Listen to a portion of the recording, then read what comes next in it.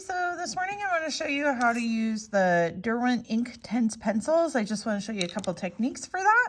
So you can add this on top of other things that you already have. You can use it on a plain piece of paper. But these are really fun because they're similar to watercolor pencils and activate the same way, but the color is really intense.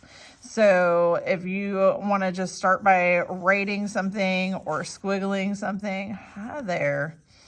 Right? You can draw whatever you want, just like you can with watercolor pencil or normal pencils, whatever it is that you think you want to do. But then the fun part is getting it to activate. So to activate it, you just need a little bit of water, and then you just blend over the top of it. Now, if you do a little bit of blending, then it'll smear a little bit and, it'll still show your writing and stuff. If you want to smear a lot, then you could actually blend out your writing.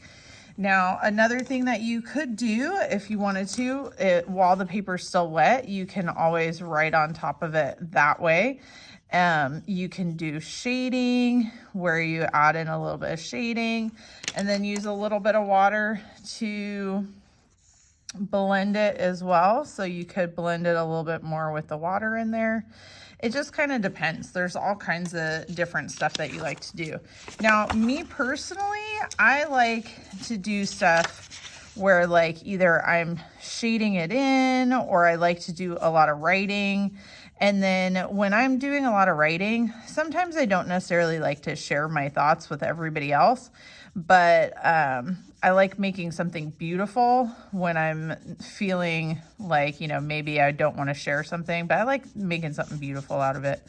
So, sometimes I will write down all the stuff that's bothering me.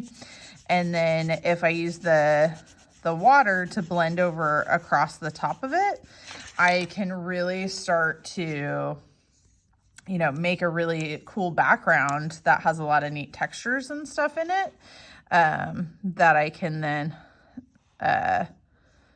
layer with other stuff.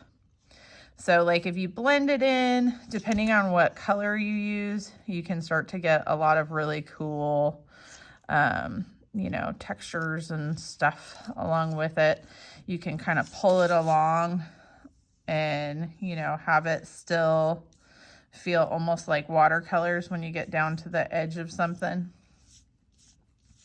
Right? There's all kinds of different stuff you could do. So try a bunch of different stuff. Try, writing words. Try doing little drawings or something.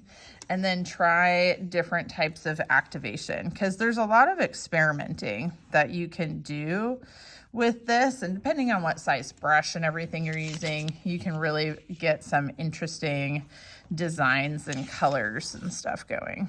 So it really is open to interpretation. I mean, you could even dip your pencil real quick in there and see what that does, So give it a try, experiment with it. The worst thing that could happen is you discover something new or that you need to cover something up and keep going. So it's totally up to you, but have some fun, experiment, and thanks everybody.